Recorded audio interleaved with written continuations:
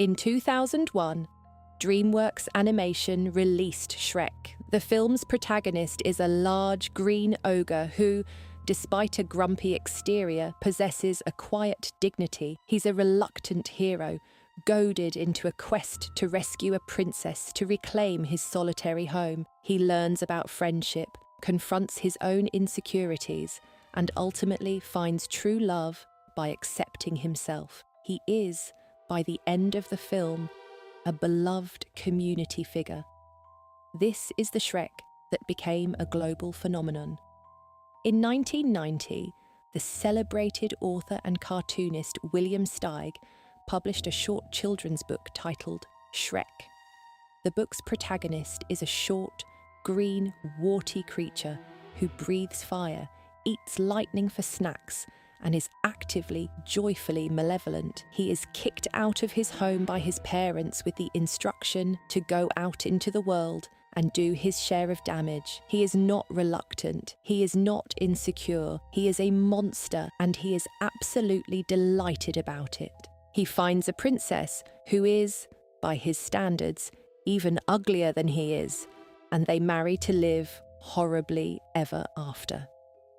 One of these characters is a product of sophisticated, focus-grouped, therapeutic pop culture. The other is a product of a singular, misanthropic, and brilliantly grumpy artistic vision. Both are named Shrek. The process that turned one into the other was not an adaptation in the traditional sense. It was a complete ideological replacement. To understand the film and the cultural moment it represents, we have to first understand the creature it chose to domesticate, a creature whose original story is a much simpler and perhaps more honest celebration of being monstrous. The journey begins, as it must, with home, or in the case of William Steig's creature, the gleeful abandonment of it.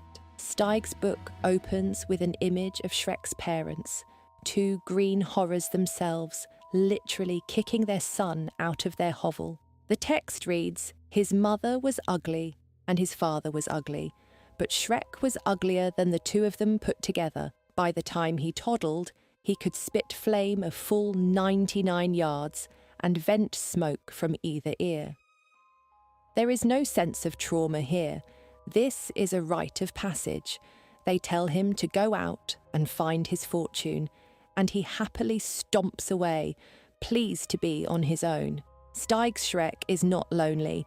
He is liberated. His solitude is a weapon he wields against a world he finds irritating. He frightens a peasant, eats his lunch, and continues on his way content in his own foulness. Steig describes him with a kind of loving disgust. He was ugly from head to toe.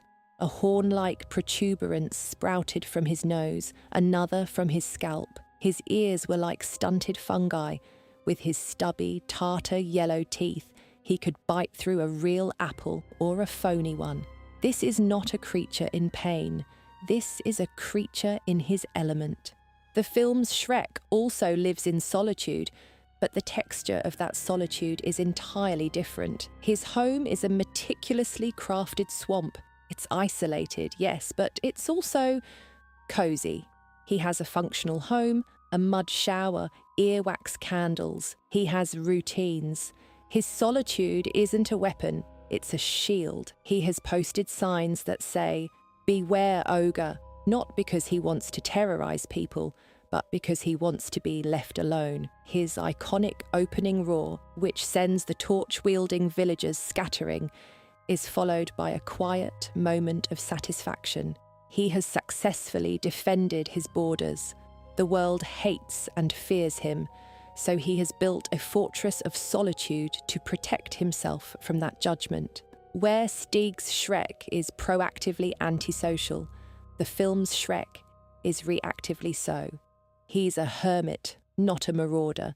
This is the first and perhaps most critical alteration. The source of his isolation is shifted from an internal, joyful monstrosity to an external, wounding prejudice. He is not proud of who he is resigned to it. This fundamental difference in character dictates the nature of their respective quests. Steig's Shrek, having set out on his own terms, soon encounters a witch. She's cooking a stew of bats and gizzards, and Shrek, being Shrek, wants to eat it. Instead, he trades his lice for a fortune. The witch tells him a prophecy, and it's a monster's dream come true. She says, in rhyme, "A donkey takes you to a knight. You'll battle and you'll win the fight. / then you will wed a princess who / is even uglier than you." Shrek is ecstatic. This isn't a task he must complete. It's a destiny he gets to fulfill. The promise of an even uglier princess is the ultimate prize. His quest is an adventure of self-actualization, a journey to find the one person in the world who confirms his own worldview, that being ugly is beautiful. The movie's Shrek has no such agency. His quest is not a choice, it's an eviction notice. Lord Farquaad, the comically short ruler of Duloc, banishes all fairy tale creatures to Shrek's swamp. His home, his sanctuary, is overrun. The quest is a bureaucratic transaction. If he rescues Princess Fiona from a dragon-guarded castle, Farquaad will give him the deed to his swamp, clear of squatters. He doesn't want to go. He is blackmailed into it. His journey is not about finding his destiny. It's about restoring the status quo. He wants to go back to being alone. The entire plot is a violation of his desires, forcing him into the world he has so carefully walled himself off from. One quest is a journey toward connection on one's own terms. The other is a forced march toward a connection one actively resists. This divergence is perfectly embodied in their companions. In Steig's book, Shrek meets a donkey. The donkey is just a donkey. He's complaining about the cold. Shrek declares, "I'm riding you," and the donkey objects. Shrek threatens him, saying he'd be happy to eat him instead. The donkey complies. That's it. That's their entire relationship. The donkey is a means of transportation, a beast of burden acquired through intimidation. He has no name, no personality, and very little dialogue. He serves his purpose and then vanishes from the narrative. Shrek travels, for all intents and purposes, alone. In the film, the introduction of Donkey, voiced by Eddie Murphy, is the story's inciting incident of character. He is not a generic animal. He is a fully realised comic foil, a friend, a conscience. He is everything Shrek is not: talkative, optimistic, and desperate for connection. He is not forced into service. He attaches himself to Shrek out of a mixture of fear of his previous owner and genuine admiration for the ogre's intimidating power. Their relationship is the emotional core of the first act. Shrek wants solitude. Donkey wants conversation. Shrek wants to be left alone. Donkey wants to be friends. The entire dynamic is a classic buddy comedy setup, and it serves a critical narrative function. Donkey is the one who constantly pokes holes in Shrek's carefully constructed emotional armour. He asks questions Shrek doesn't want to answer. He pushes him to feel things he doesn't want to feel. He is not a plot device for travel. He is the engine of Shrek's emotional development. Without him, the movie Shrek would never change. He would get his swamp back and remain the same isolated, unhappy figure. The creation of Donkey as a co-protagonist is the film's most significant structural invention. It signals that this is not a story about monstrous self-love, but a story about learning to love through the difficult, messy process of friendship. With their quests and companions established, the two Shreks face their obstacles, and how they overcome them reveals everything about their respective sources of power. Steig's Shrek, riding his enslaved donkey, comes across a dragon. The illustration shows a massive, scaly beast blocking their path, and Shrek's reaction is not fear, but annoyance. He simply gets off the donkey, walks up to the dragon, and unleashes a torrent of his own flame. The text is comically understated. Shrek gave the beast a blast of his own fiery breath. The dragon collapsed, and Shrek went on his way. It's not a fight. It's an assertion of dominance. The dragon is a lesser monster, easily dispatched. Shrek's power is innate and overwhelming. He needs no help, no strategy, no luck. He is the alpha monster in this world, and the dragon is just another pest. The film transforms this brief encounter into a massive, high-stakes action sequence. The dragon is not just a generic beast. She is a character, a formidable, intelligent, and pointedly female dragon who guards the castle where Fiona is imprisoned. She is a genuine threat. She nearly incinerates both Shrek and Donkey multiple times. They don't defeat her through superior firepower. They survive through a combination of cleverness, chaos, and Donkey's accidental charm. The sequence is a masterpiece of animated action comedy built on teamwork and desperation. Shrek uses his strength and wits, but it's Donkey who ultimately neutralizes the threat by becoming the object of the dragon's affection. This is a profound shift. The obstacle is not overcome by solitary brute force, but by reluctant collaboration and an unexpected emotional connection. More than that, the dragon isn't killed or defeated. She is temporarily placated and later becomes an important ally. The film's ecosystem is one where even antagonists can be integrated into the community. Steig's world is one where they are simply swatted aside. After the dragon, the next major obstacle is the castle and its guardian. In Steig's book, Shrek arrives at a castle guarded by a knight. The knight sees Shrek and is appalled by his ugliness, declaring him an unwelcome intruder. Shrek, again, is unfazed. He roasts the knight with his fire breath, sending him running away yelping. Another obstacle, another effortless victory.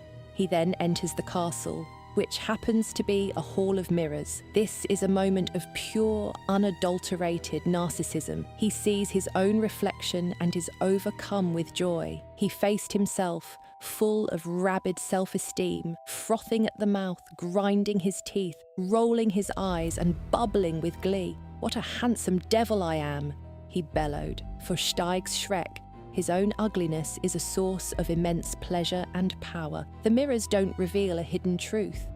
They confirm the glorious, grotesque reality he already embraces. The film completely excises this sequence. There is no knight to fight. The primary obstacle was the dragon.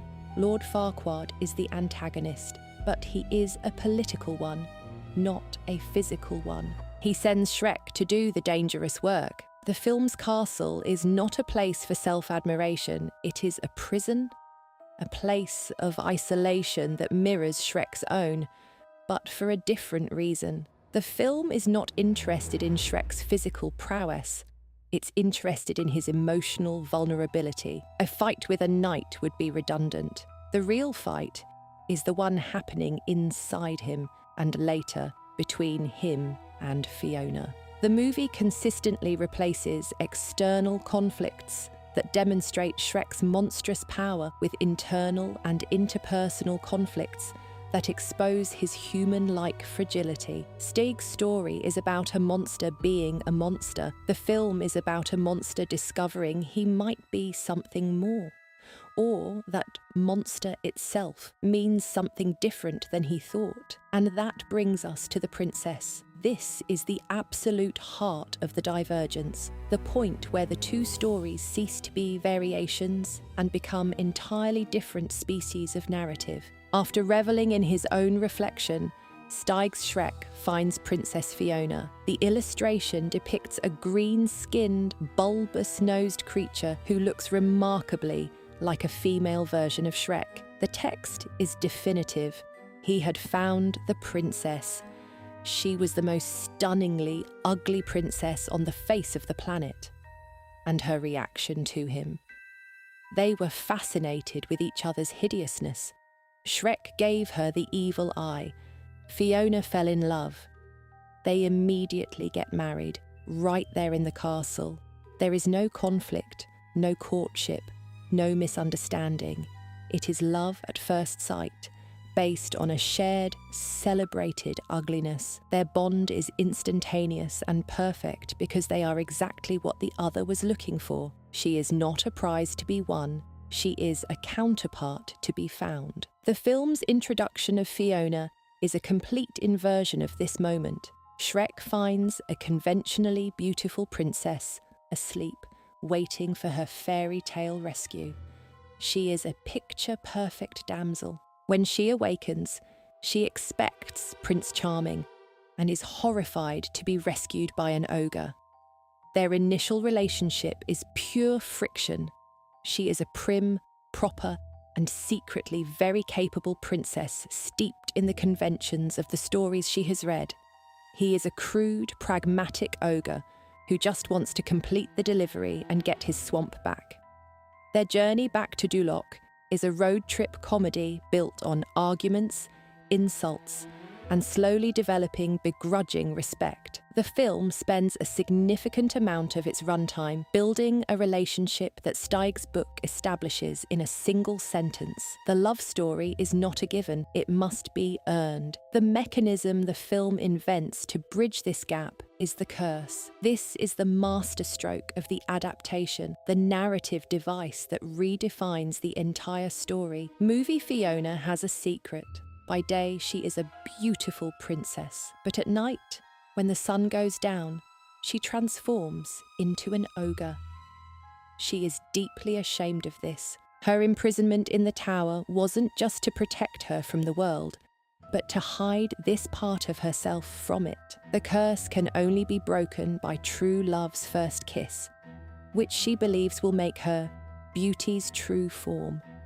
She assumes this means she will become permanently beautiful. Her entire character arc is driven by the shame and fear of her ogre side. She is literally at war with herself, split between the person she is supposed to be and the person she becomes in the dark. This invention changes everything. In Steig's book, Fiona's ugliness is her nature. It is a static, positive, defining trait. There is no curse, no transformation, no shame. She is what she is. The movie takes this simple idea, an ugly princess, and recasts it as a source of profound psychological conflict. It introduces the theme of inner versus outer beauty, a concept entirely absent from the book. Shrek's journey becomes about accepting his own identity as an ogre, while Fiona's is about accepting the very same thing. They are mirrors of each other, but in a much more complex way than in the book's Hall of Mirrors. He is an ogre who pretends not to care what others think, while she is a human who is terrified of what others will think if they see her as an ogre.